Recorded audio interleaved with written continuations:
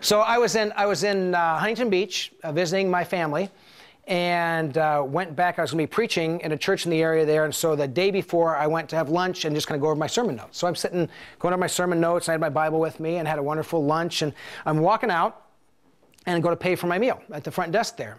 And I had my Bible under my arm, and the girl behind the counter, she says, I don't remember if she said, are you a pastor, or are you a Christian, or are you religious, or what? But she asked me a question, and she saw my Bible. I said, well, yeah. I said, I'm a Christian pastor. And she said, oh, I like pastors. And I said, great.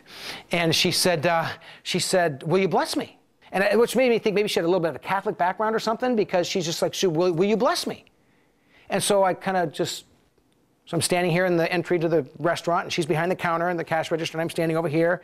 And I said, which I think we should all say in those moments, I said, sure. You don't have to be a pastor to bless someone.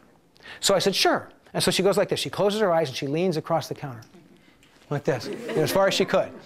And so in this case, I actually reached across and put my hand on her forehead, and I gave her the blessing that God gave Aaron to give to the people of Israel. And may the Lord bless you and keep you. May the Lord make his face to shine. And I gave that word of blessing. And I said, amen. She said, thank you. I said, you're welcome.